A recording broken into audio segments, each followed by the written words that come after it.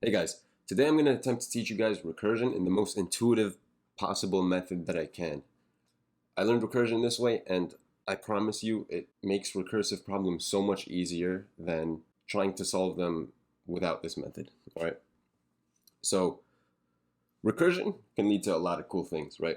So right now in the background I have this process running, and what it is pretty much a recursive drawing of the Sierpinski Triangle. What the Sierpinski Triangle is pretty much a triangle that is composed of a bunch of smaller subtriangles.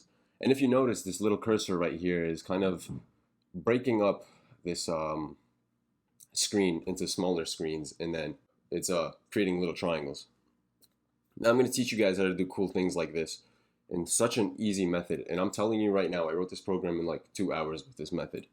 First, I want to get into like the actual definition of recursion. So in computer science, recursion is simply a function that calls itself. Now, that's not very satisfying because that's pretty much used unwisely. That's simply a loop. There's two specific rules about recursion that if you remember, you will do fantastically with any recursive problems. And you can solve something like this really intuitively. So to solve a problem recursively, you must first have a problem that can be broken down into a subproblem that is pretty much the same thing, but just to a smaller scale. So for example, the subproblem in this case is, you know, one subproblem could be 1, 3, 2, 8, right? Okay, so we have a subproblem, and the first main tenet of recursion, and there are two tenets, and I'll summarize those again, is that if you call the recursive function, right? Let's say we have a function named maximum and we're trying to find the maximum of this list. If you have a function called maximum and you apply that function to the subproblem, you can safely and almost magically assume that you will have the answer to this subproblem. Not going to get too into detail yet, but pretty much the answer of the maximum item in this subproblem is 8, right? That was actually all there is to the main tenet of recursion. Well, the first tenet of recursion, which is that you can assume safely that calling the function on a smaller problem will give you the answer to that problem, which is almost magical. Again, that's why I love recursion so much, and that's why I think it's such a powerful tool. Now, if you notice something in this outer problem, right? We haven't done anything with the number 5 in this example. So now, here's the second tenet of recursion. Once you have the answer to your subproblem, you want to figure out how you can use that answer along with the remaining information, 5 in this case, to get the answer to this outermost problem. Well, what can we do? If we want to find the maximum between 5 and 8, we simply compare them, right? So now we will return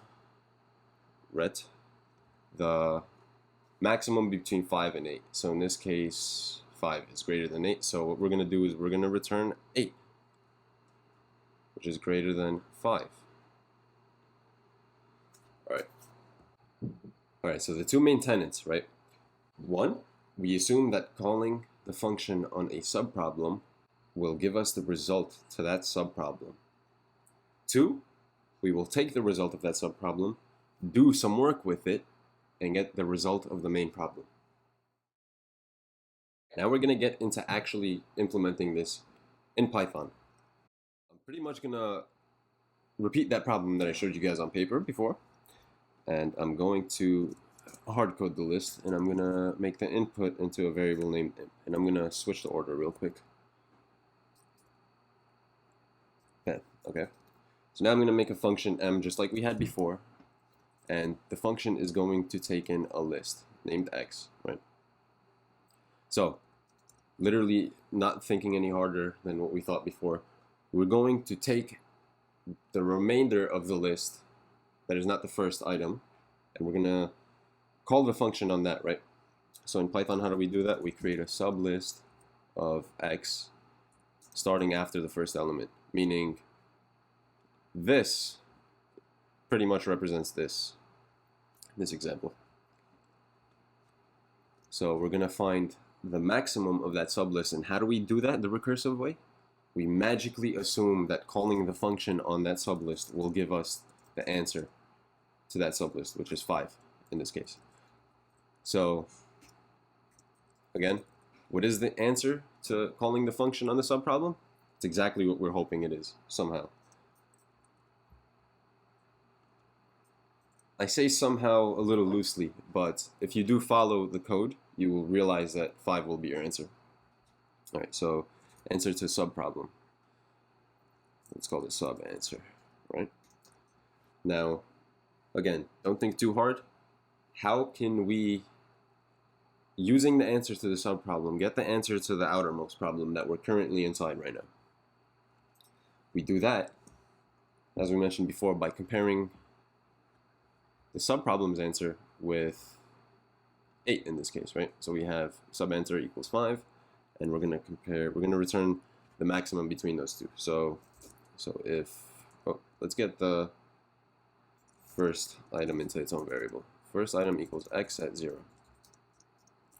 So we're gonna, if the first item is greater than the sub answer, return, we're just gonna do some maximum logic here. We're gonna return whatever the highest number is.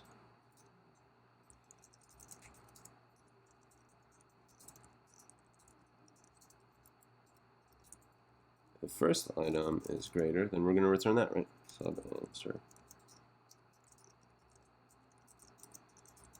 Else we're going to return,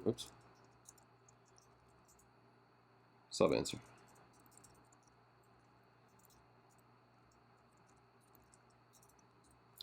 Okay, this is 99.9% of the problem. This is how we find the maximum recursively. This is the hardest part of it. Now there's something that we didn't do, and that's, what if we don't have a remaining sublist? What if we're over here, right? We're at this subproblem, and we only have 3 as an input to this recursive call. Well, then in that case, we just simply return the only item in that sublist, which is, return 3 in that case.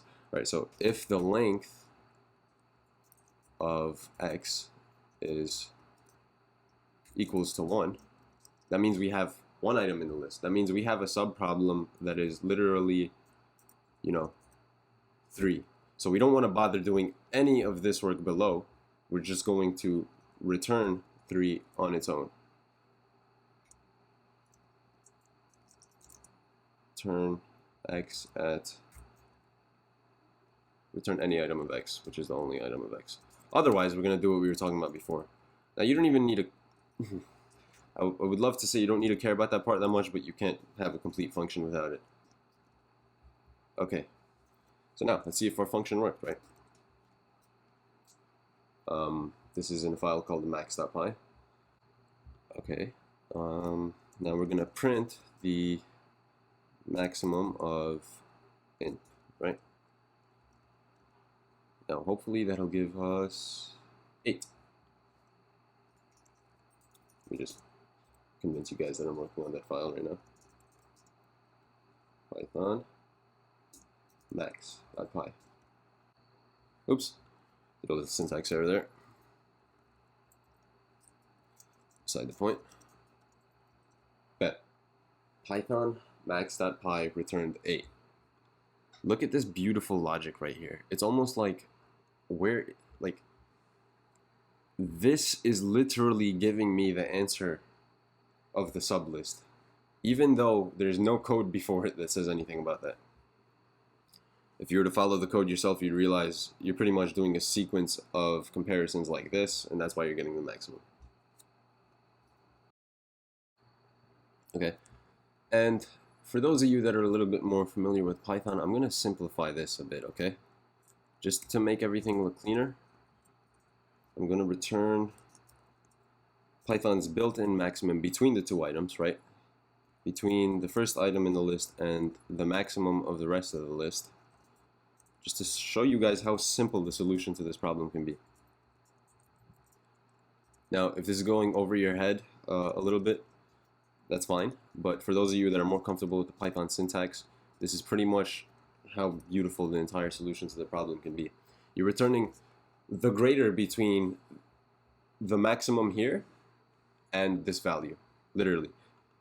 And during the first subcall, m of sublist is going to equal this, and x at 0 is going to equal 8. So you're returning the maximum between 8 and this list, which is 5, which is overall 8. Something I forgot to do, which is actually calculating sublist. Totally not run that behind the scenes while you guys aren't looking. I'm going to run that, and I get 8. Okay, so like I said, I want to map this solution to the tenets that I mentioned before, right?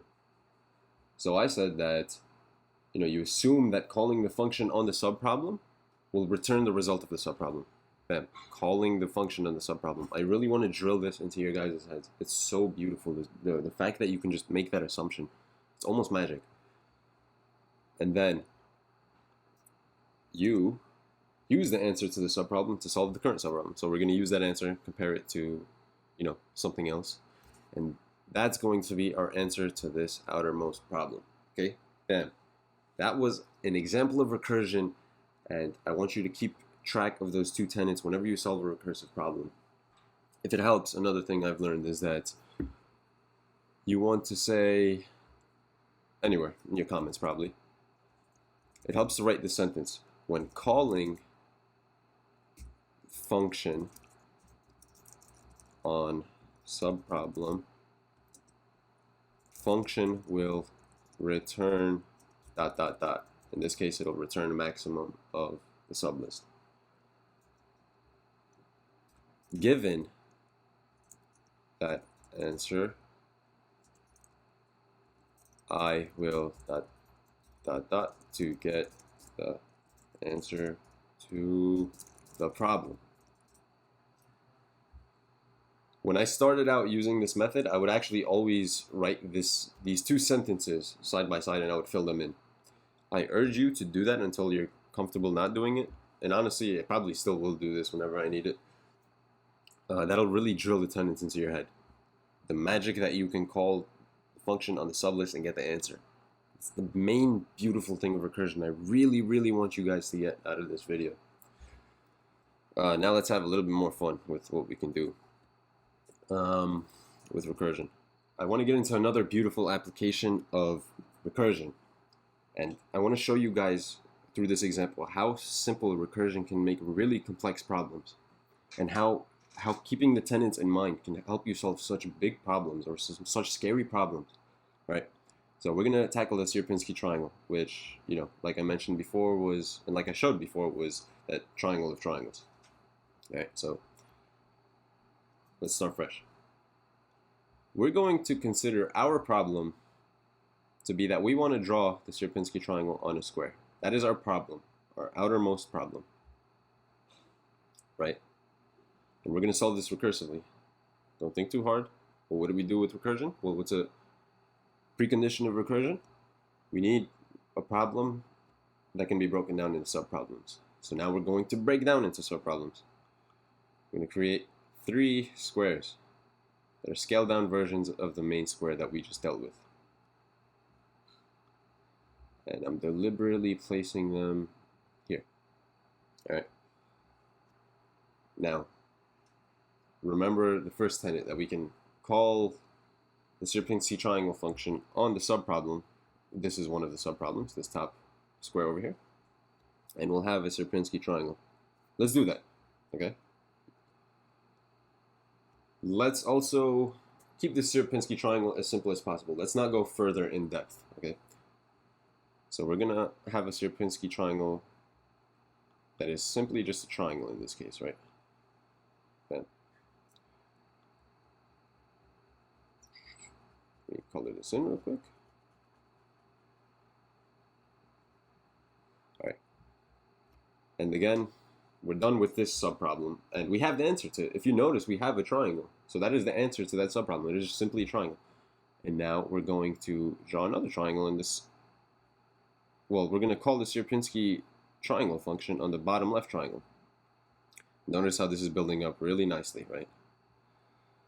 Now we have the answer to this subproblem, right? And now we draw a triangle on the bottom right. Remember the main tenet of recursion. If you call the function on a subproblem, you will have the answer to it. And in the case of the Sierpinski triangle, all you have to do is solve all three subproblems, and you actually consequentially have the Sierpinski triangle. Do you see that? That's so amazing, right? Like, now you know how to draw a Sierpinski triangle recursively and with beautiful precision. If you remove those lines that you drew the squares with, you have the triangle alone. Again, if we did want to go more in depth, we'd have something along the lines of this, right? And if you saw the process I had earlier, I pretty much did this. Create more triangles. Kind of waving this. You'd have another Zelda Triforce over here. Bam. Bam. You see how you get another Sierpinski triangle of more granularity. It's really amazing. And I did that very logically right now. I don't remember the function or anything. All I remembered was that I had to break the square problem into smaller square problems. Review that as much as you can. Try to tackle any recursive problem that you can think of yourself using those two tenets, and you will be able to. Thanks for watching, guys. I'll try to make more videos in the future.